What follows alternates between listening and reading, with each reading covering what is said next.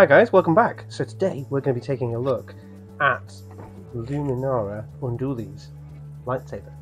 So this is the Galaxy's Edge version.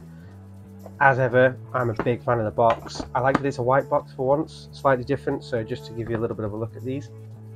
Slightly different coloration on the sides as well.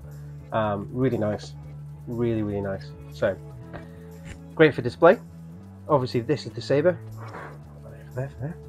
And I think it looks fantastic. So this is actually a saber that I had some reservations about, and the reason for that is actually I don't know much about the character and I don't know much about the saber, but it was on sale and I couldn't resist. So it was a choice between this and Plo Koon, and I went with this just because I loved the gold at the bottom, and I also liked the green lightsaber. I don't actually have that many green lightsabers, so I thought I'd mix it up a little bit. One of the things I wasn't sure about in the pictures, and this might be something that other people are wondering about, is whether this was a solid, because I wasn't sure about the thickness, but I actually really like the fact that it's ranged down here, so nice little extra detail.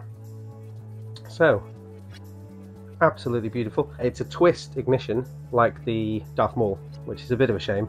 Opportunity here would have been for them to obviously use that as a push button, just like they have with Qui-Gon, and for whatever reason they've decided not to go with that. Doesn't matter, doesn't detract from the saber. You can still ignite this with one kind of flick, which is decent, because with the Darth Maul you have to specifically kind of use two fingers, which is a bit irritating. But anyway, yeah, it's absolutely fantastic. So my reservations with this originally were that it felt a little bit like a copy of a Darth Maul. I ended up doing a little bit of investigation of this, because obviously this is almost identical in style to the Plo Koon lightsaber. The only difference is the Plo Koon has blue colours down the ribbing section here, and I think it's got blue coloration here.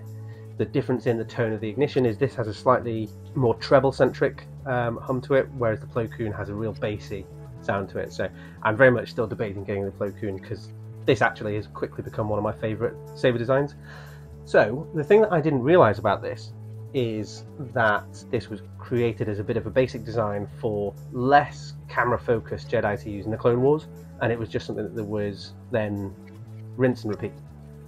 But from a canon point of view, this was apparently based off the design of a, forgive my pronunciation here, a Jedi known as Lacunas Subatux. If I pronounce that wrong, do tell me in the comments.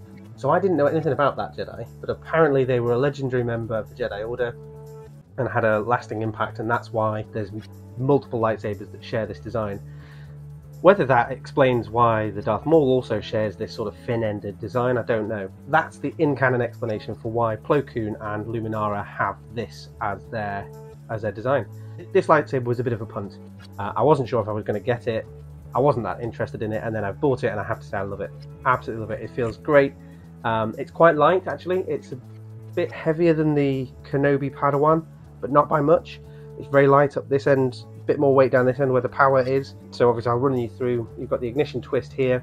This comes with a blade plug in it. It's plug and play blades, as with all Galaxy's Edge sabers, so perfect. And then you unscrew this, and that gets you into the battery section.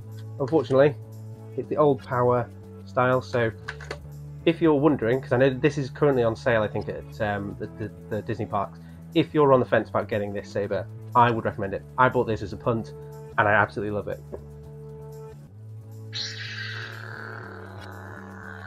I mean, listen to that. Purrs like a puma. Really great, unique ignition and blade hum. For anybody who's watched my Darth Vader Legacy lightsaber video, my main criticism on that saber is actually the fact that it's a really boring sound effect. And I love the ignition on this, and I love the hum. So here it is, if I can get it one-handed.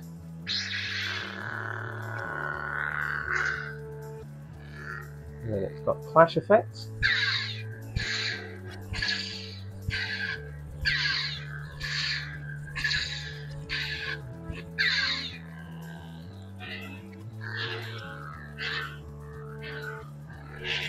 As far as motion controls go, that's pretty good going, actually.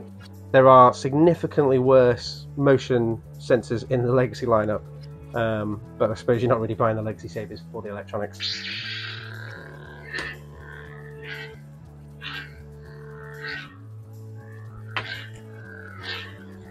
Not smooth swing, but definitely an improvement on some of the other sabers. If you're debating getting this, I would say go for it. Certainly while it's on sale anyway. what I will do is actually I'll show you a comparison of this and a Maul saber.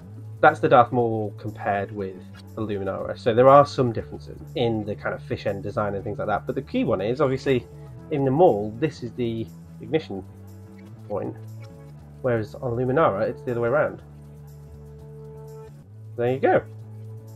Definitely recommend picking one of these up if you've got the opportunity to. I'm also now debating getting the Plo Koon, to be honest, so maybe watch out and come back for a review of that in the very near future. Alright. If there's any interesting facts that you've got, if I've pronounced any names wrong, if you've got any interesting facts about Luminara, or if you've got any comments on this particular saber, drop me a comment below. I'd love to hear your thoughts. Alright, catch you later.